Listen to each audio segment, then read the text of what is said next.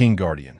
Unlocking the King Guardian required nearly 10,000 yuan, offering exclusive entry effects, noble insignia, and a plethora of privileges. When the system announced that Wang Gan had activated the King Guardian for the gentle serenade of streamer Xiaoya, the entire live stream erupted into a frenzy. A king. It was indeed the King Guardian. My heavens! Who, pray tell, is this audacious individual who dares to be the vanguard of the world? Is he not exceedingly affluent? Xiaoya, have you perhaps saved the galaxy in your past life? At this moment, Xiaoya was so overwhelmed with emotion that tears nearly brimmed in her eyes. She understood the significance of encountering such a magnanimous benefactor, one willing to lavish wealth upon her. For a modest streamer like herself, it represented far more than mere financial gain. It symbolized popularity and status. Esteemed king of the vanguard, Xiaoya's voice trembled with emotion as she choked back tears. Thank you. Thank you for granting Xiaoya your royal protection. I am at a loss for how to express my gratitude. Finally, Wang Gan made his presence known on the public screen with a succinct message, private chat. Upon seeing those two words, Xiaoya immediately grasped their meaning and eagerly responded. Of course. Esteemed king of the vanguard, I shall end the stream and add you as a friend right away. We can converse privately. She scarcely paused to explain to the influx of viewers in her chat room, directly addressing the microphone. Dear fans, Xiaoya has an important matter to attend to, so I must conclude the stream for today. I shall return to accompany you all tomorrow. Love you all, moi. With that, she hurriedly shut down the broadcast. The screen went dark, and the audience erupted in chatter. How outrageous. Just because he is wealthy, he thinks he is something special. Now he is offering one-on-one private services. Perhaps I should switch my allegiance to another streamer. Xiaoya may be out of reach from now on. Time to rest. My heart is wounded today.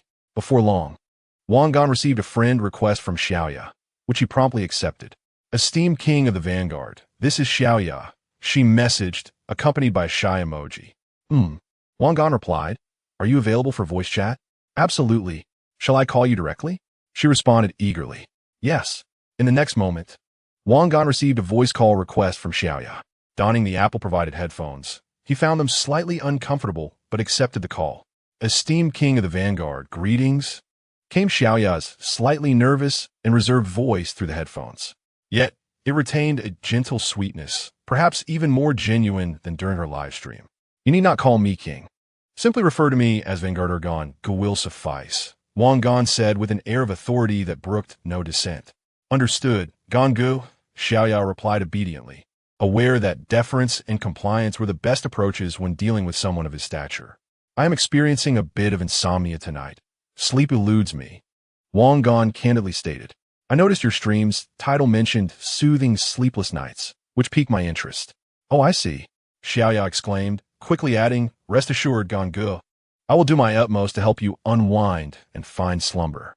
Would you prefer to hear me sing, engage in conversation, or perhaps I could share a bedtime story? Her voice softened, laced with a hint of careful persuasion and a barely perceptible flirtation. Are you seeking assistance in falling asleep? You know, something like that. Vangan intuited, recalling some methods of inducing slumber he had encountered in a previous life. Xiaoya appeared somewhat unfamiliar with the term, hesitating before she replied, Gongu, I'm not quite sure about that. However, I can speak to you softly in my own way or hum some lullabies to help you feel comfortable and relaxed. Would that be agreeable? Yes, let's give it a try, Wang Gan affirmed. Though she was not a professional, any means that could lull him to sleep would suffice. Very well, Gongu, Xiaoya's voice grew ever more tender. Now, please adjust yourself into the most comfortable position, close your eyes, and temporarily cast aside all your worries and stress, if you please. Wang Gan complied, shutting his eyes and enveloping himself in the blanket, striving to unwind. Now, let us begin with a deep breath, Xiaoya's voice, akin to an enchanting incantation, whispered softly in his ear, gentle enough to not disturb the tranquility of the night. She patiently guided Wang Gan in regulating his breathing, her unique timbre gradually soothing his inner turmoil. She did not endeavor to mimic professional sleep techniques, but rather engaged in a near-whispered exchange with Wang Gan using her most sincere and gentle voice. She inquired about the joys and sorrows of his day, shared amusing anecdotes from her life, and during his silences, she would softly hum off-key melodies. Her voice was intimate, emanating through the headphones as if she were lying right beside him, whispering tenderly in his ear. The warmth of her breath and the softness of her tone conveyed a subtle hint of teasing and intimacy, gradually relaxing Wang Gan's taut nerves. He could distinctly hear each gentle breath she took, every minuscule sound of her swallowing. In the stillness of the night, these magnified sounds did not evoke discomfort. Instead, they fostered a wondrous sense of closeness and reassurance. "Ganga, are you still listening?" Xiaoya asked softly after a while, her voice tinged with a barely perceptible concern. Wang Gan mumbled, his consciousness beginning to wane, his eyelids heavy as if laden with lead. "Would you like me to sing you a lullaby that I just made up? It might sound a bit off-key, so please don't laugh at me." Xiaoya's voice carried a hint of shyness. Before Wang Gan could respond, a gentle yet discordant melody began to emanate from the headphones. There were no ornate phrases, no intricate melodies, only the purest, most tender intentions of a girl conveyed through her voice. "Twinkle, twinkle, little star, accompany Gangu into dreamland. May all worries take flight, leaving only good cheer behind." Wang Gan felt as though he were adrift in a warm ocean, all weariness and agitation dissolving in the embrace of her soothing song. The hard dormitory bed seemed less unyielding, and the surrounding sounds of snoring and murmurs gradually faded, swallowed by the vast darkness. He could not recall when he had succumbed to sleep, nor did he know when Xiaoya had ceased her humming. When he regained consciousness, the first light of dawn was gently filtering through the window. In this slumber, it was the most profound and blissful sleep he had experienced since returning to the dormitory. Meanwhile, the young lady, Xiaoya, gently ended the voice call only after confirming that Wang Gan had truly fallen asleep. She gazed at her account, which boasted a substantial sum of gift earnings, and then glanced at the resplendent King Guardian badge, a relieved smile spreading across her face. She understood that from this night onward, her career as a streamer might undergo a monumental transformation, all thanks to the man named Dare to be first under heaven. Yet, at this moment, she simply yearned for a good night's rest, for attending to a restless king was indeed an exhausting endeavor. Chapter 51. Wang Gan awoke from a night of restful slumber, his mood considerably elevated. However, this pleasant disposition did not endure for long. As the first class of the morning concluded, his phone rang, displaying an unfamiliar campus number. He frowned as he answered the call, irritated that the number must have changed. Otherwise, any Tom, Dick, or Harry could reach him. "Hello, who is this?" His tone reflected his suspicion, presuming it to be a nuisance call. "Wang Gan, are you pretending to be oblivious? Come to my office at once." "Wait, if you don't identify yourself, how am I to know who you are?" Having returned to this life, Wang Gan had gained clarity on many matters. Some concerns that once loomed large now seemed trivial. Engaging in bureaucratic formalities was less appealing than simply retiring for the night. "I am your academic advisor, Teacher Yushan. I would like you to come to my office now. There are matters we need to discuss." A somewhat formulaic female voice emanated from the other end before the line abruptly went dead. Yushan, he recalled her vaguely. A relatively new faculty member, likely in her mid-20s. She was generally responsible and rarely unavailable. Aside from her earnest attempts at maturity, which occasionally veered into humor, she was deemed quite adequate. It appeared that his recent high-profile actions had finally captured the attention of the administration. "Wow, Gangu, you're in trouble. Being summoned by the strictest teacher means you should tread carefully with your grades," Su Wei chortled, a mischievous expression adorning his face. "Step aside. What strict teacher?" "At most." "She acts like Zhou Zhuo," Wang Gan retorted. "Come on, old Wang, you're not seriously considering this, are you?" Gu Linfeng quipped, a playful smirk gracing his lips. In the advisor's office, Yushan sat behind her desk, meticulously organizing her documents. Dressed in an elegant professional suit and sporting slender-framed glasses, she exuded an air of competence and intellect. Upon Wang Gan's entrance, she set her work aside, feigning seriousness as she gestured to the chair opposite her. "Wang Gan, please take a seat. I have some matters to attend to. Kindly be patient." "Oh, employing some subtle tactics, are we? Do I really appear to be someone eager for advancement?" he observed, bemused. Teacher Yu, what is it you wish to discuss? Please be direct. My time is quite precious. Wang Gan stated bluntly as he settled into the chair across from her, leaving her momentarily speechless, shattering the atmosphere she had endeavored to create. She adjusted her glasses, her tone gentle, yet laced with a hint of seriousness. Wang Gan, recently there have been some discussions about you within the academy. Particularly, your flamboyant gesture of sending flowers to classmate Ji Qinxin these past few days has caused quite a stir among the students. Oh, what sort of impact? Vangan feigned ignoranza. Students believe that such an approach is rather ostentatious and may cause Ji Qinxin some discomfort. Moreover, your arrival on campus in a BMW 7 Series is rather conspicuous, and I hope you will treat this matter with the seriousness it deserves. Wang Gan, however, was not inclined to follow her line of reasoning and retorted, "Who is slandering me? Teacher Yu, please tell me the name of the informant so that I may confront them." These fellows, unable to savor the grapes, declare them sour. They cannot stand to see others pursue beautiful love. Yushan hesitated, choosing her words carefully. The school hopes that students will maintain a low profile and focus primarily on their studies.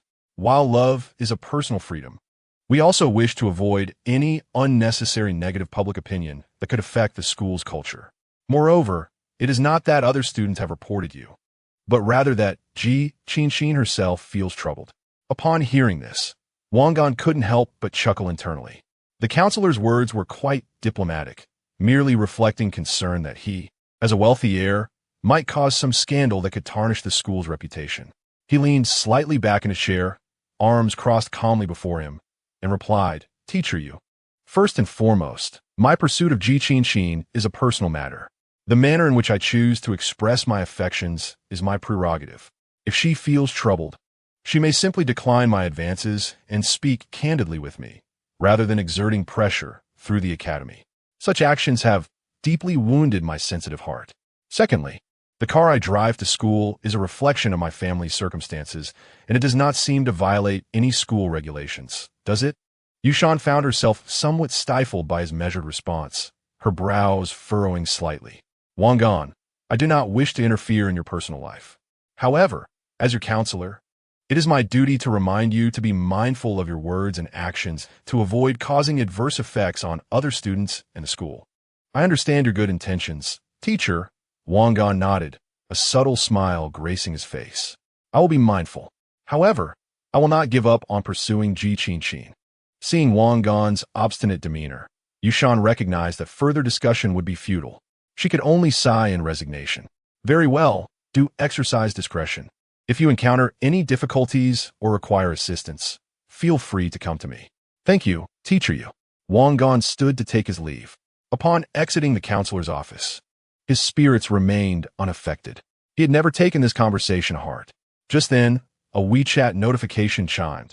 An urgent message from Ruan Qing. "Ruan Qing, Wang Xiao. Something terrible has happened. Qinxin went to report you to the counselor yesterday afternoon.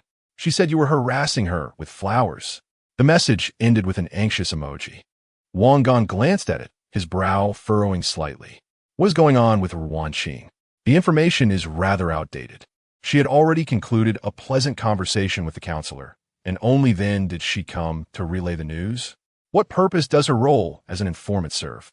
He promptly dialed Ruan Qing's WeChat call. "Hello, Wang Xiao." Ruan Qing's voice carried a hint of eagerness and servility. "Ruan Qing, your updates are surprisingly untimely." Wang Gan's tone chilled slightly. "I just emerged from the counselor's office." There's a noticeable pause on the other end of the line, followed by Ruan Qing's flustered explanation. Wang Xiao, I only found out recently and rushed to inform you. Yesterday afternoon, when Qinxin returned from the counselor's office, her demeanor was far from pleasant. It took me quite a while to get her to speak." "Enough," Wang Gan interrupted her. "This time, consider to pass. The value of information lies in its timeliness. Do you understand? If such a lapse occurs again, your performance may be adversely affected." Yes, Wang Xiao. Your admonition is duly noted. I will certainly be more vigilant next time." Ruan Qing replied repeatedly, eager to avoid inciting his displeasure. Wang Gan said no more and directly opened the transfer interface, sending her a red envelope of 250 yuan with a note. "Be more mindful." Ruan Qing quickly accepted it. seemingly indifferent to Wang Gan's subtle humiliation in his words, and promptly replied with a sycophantic smile. "Thank you, Wang Xiao. Rest assured, I will keep a close watch on Qin for you." Chapter 52. Acquiring a timepiece after experiencing the sleep aid last night. Wang Gan increasingly felt that the wealthy truly know how to indulge. However, the sound quality of the accompanying Apple earbuds was utterly intolerable, akin to a pollution of noise. To add insult to injury, they caused discomfort in his ears.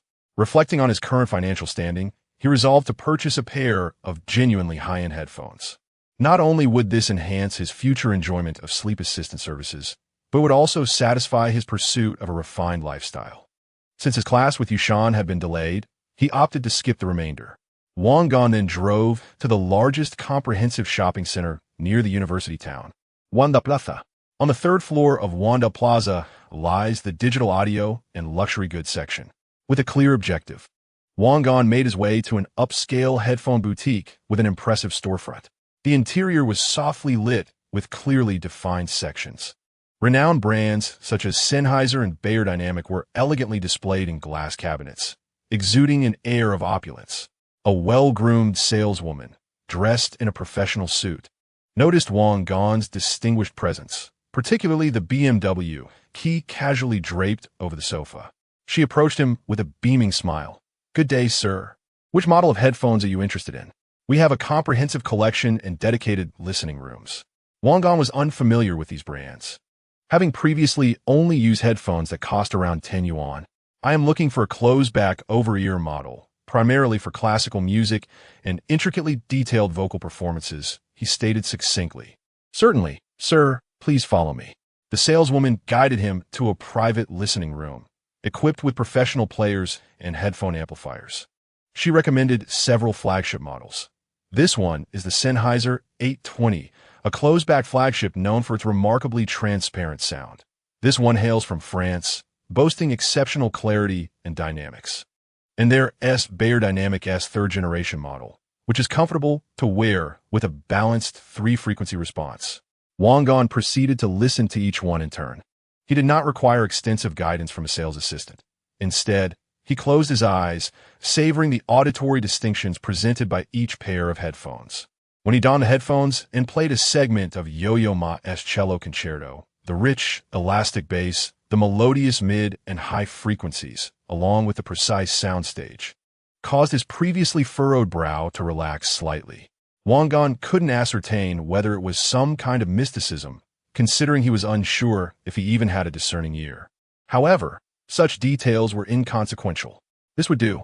He removed the headphones and spoke in a neutral tone, as though he had merely purchased a common household item. "Very well. Sir, this model is a star product in our store, priced at 23,800 yuan. The sales assistant's smile brightened. A customer capable of making such a decisive purchase must undoubtedly be a significant buyer. As she prepared to introduce payment methods and membership benefits, Wang Gan had already produced his bank card. "Charge it." There was no hesitation, no bargaining, not even a hint of unnecessary emotion. The sales assistant silently admired his decisiveness as she swiftly processed the transaction, packaged the item, and handed it over. Wang Gan, carrying an exquisite shopping bag adorned with the brand's logo, had just stepped out of the headphone store when a charming voice, tinged with surprise, called out from behind. "Wang Gan, is that really you? What a coincidence." He turned to see Bai Jie standing a short distance away, looking vivacious. She had evidently put effort into her appearance today, wearing a well-tailored Chanel-style tweed skirt paired with a white silk blouse. The neckline was slightly open, revealing her delicate collarbone and a slender necklace.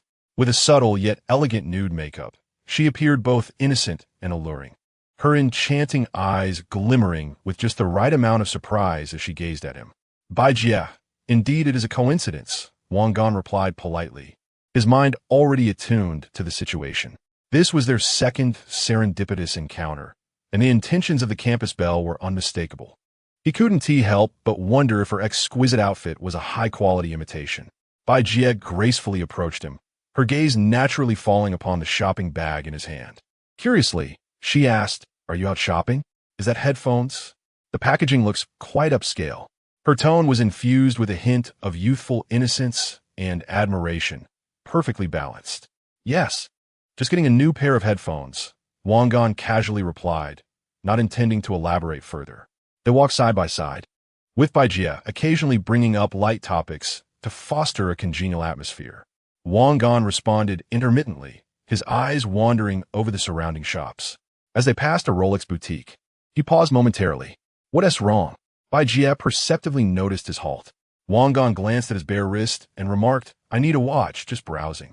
In his previous life, during high school, his grandfather had gifted him a solar-powered Citizen watch.